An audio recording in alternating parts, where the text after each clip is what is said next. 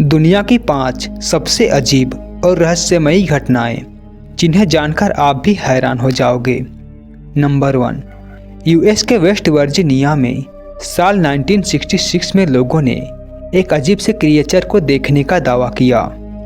यह क्रिएचर इंसान के जैसे दिखता, जिसके पंख भी थे और लाल चमकीली आंखें थी, जिसे लोग मौतमैन कहने लगे।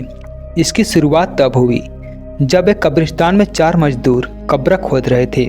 तभी उन्होंने वहां एक ऐसे क्रिएचर को देखा जो 7 फुट लंबा, इंसान के जैसे दिखने वाला और पीठ पर पंख के साथ उन्हें वहां देख रहा था। इसके बाद एक कपल ने भी ऐसे ही क्रिएचर को देखने का दावा किया जो उनका पीछा कर रहा था। उन्होंने इसकी कंप्लेन पुलिस स्टेशन में भी की और इसके बाद से ही मौतमैन को देखने की कई सारी कंप्लेंट्स आने लगी। लोग मौतमैन को एक बैड साइन के रूप में देखते। जब भी उसे कहीं देखा जाता तो लोगों के साथ कुछ ना कुछ असामान्य घटना हो जाती। जब वेस्ट वर्जीनिया का सिल्वर ब्रिज कोलैप्स कर गया, उससे पहले मौतमैन को उस ब्रिज पर देखा गया था। मौतमैन को 1966 से 1967 तक वेस्ट वर्जीनिया के अलग अलग जगहों पर देखा गया। इसके बाद से मौतमैन को देखे जाने की घटना काफ़ी कम हो गई, लेकिन यह घटनाएं लोगों के बीच काफ़ी वायरल हुई, जिस पर कई सारी मूवीज़ भी बनाई गई है और साथ ही वेस्ट वर्जीनिया में मौतमैन का एक म्यूजियम भी बनाया गया है। नंबर 2, वनीज मैन्युस्क्रिप्ट, जिसे दुनिया की सबसे मिस्टीरियस बुक माना जाता है, क्योंकि इस बुक में लिखी गई लैंग्वेज को आज तक समझा नहीं जा सका है। दुनिया में हजारों भाषाएं हैं और कई पुरानी सभ्यताओं की लिपियां हैं, लेकिन इस बुक में लिखी गई लिपि किसी से भी मैच नहीं होती। जब इस बुक की कार्बन डेटिंग की गई तो पता चला कि इस बुक को 15वीं सेंचुरी में लिखा गया होगा। लेकिन इस बुक को किसने लिखा था और इस बुक में क्या लिखा गया है, यह आज तक पता नहीं चल सका। दुनिया के ग्रेटेस्ट क्रिप्टोग्राफर भी इसमें लिखी भाषा को डिकोड नहीं कर पाए। कुछ लोग इस बुक को आउट ऑफ द वर्ल्ड मानते हैं। शायद यह बुक इस दुनिया का हो ही ना। इस बुक में कई पौधों की ड्राइंग्स बनी है, जिन्हें देखकर पता चलता है कि ऐसे प्लांट्स अर्थ पर कहीं नहीं पाए जाते।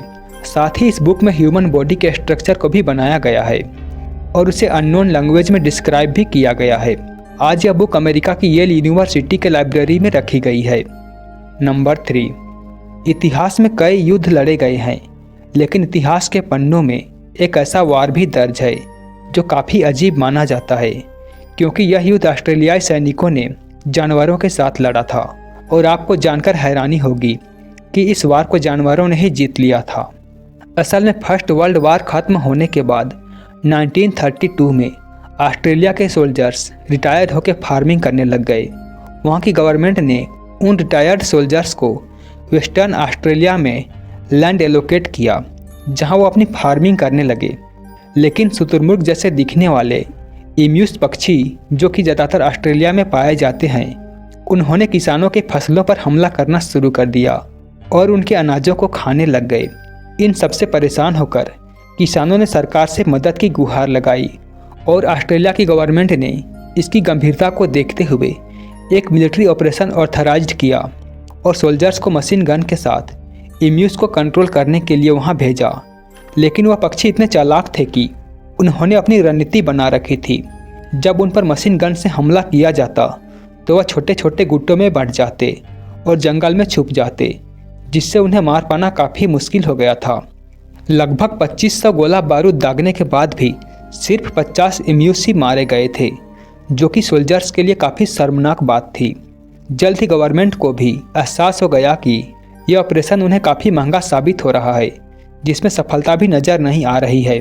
और आखिरकार उन सोल्जर्स को वापस बुला लिया गया और इस तरह इस वार को इम्यूस जीत गए।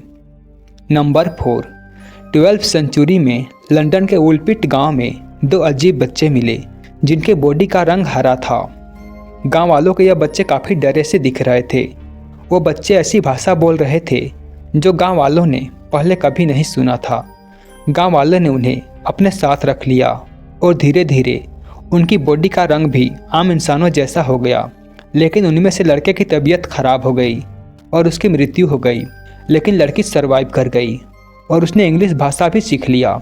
उस लड़की ने बताया कि वो दोनों भाई बहन थे, जो ऐसी जगह से आए थे जहां कभी सूरज नहीं उगता। वो दोनों गलती से रास्ता भटक गए और वोलपिट गांव में पहुंच गए थे। बहुत से लोग इस घटना को सिर्फ एक मनगढ़ंत कहानी मानते हैं, वहीं कुछ लोग इसे एक सच्ची घटना मानते हैं। नंबर 5, साल 1959 में 9 हाइकर्स का एक ग्रुप रशिया के यूरल माउंटेन पर हाइकिंग करने जाते हैं। इन हाइकर्स ने पहले भी कई बार ऐसे बर्फीले माउंटेन्स पर हाइकिंग की थी। उन्हें हाइकिंग का काफ़ी अच्छा एक्सपीरियंस था। सेफ्टी पर्पस की वजह से उन्होंने अपने फैमिलीज़ को बता रखा था कि वह 12 फरवरी तक वापस लौट आएंगे, लेकिन उनको गए 15 दिन बीत गए और वह नहीं लौटे, न ही उनका कोई मैसेज आया।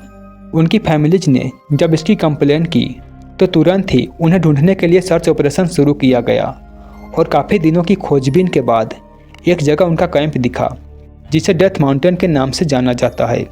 उनका कैंप काफ़ी डैमेज कंडीशन में पाया गया था, जैसे कैंप को अंदर से फाड़कर लोग बाहर निकले थे। कैंप के आसपास कई फुटप्रिंट्स भी मिले, जिसका पीछा करके इन्वेस्टिगेशन टीम उनकी बॉडीज तक पहुंची। उन्होंने देखा कि वह सारे हाइकर्स मारे जा चुके हैं। अब तक यह सब देखकर यही लग रहा था कि उन पर जरूर किसी जानवर ने अटैक किया होगा, लेकिन ऐसा बिल्कुल भी नहीं था। उनके कैंप के आसपास सिर्फ उन 9 हाइकर्स के पैरों के निशान थे। किसी जानवर या किसी और इंसान के वहाँ कोई सबूत नहीं मिले। उनकी बॉडीज में इतने बुरे इंटरनल डैमेज थे जो बाहर से बिल्कुल भी दिख नहीं रहे थे। किसी के सर की हड्डी टूटी थी तो किसी की चेस्ट की। ऐसे डैमेज कोई इंसान या कोई जानवर भी नहीं दे सकता था।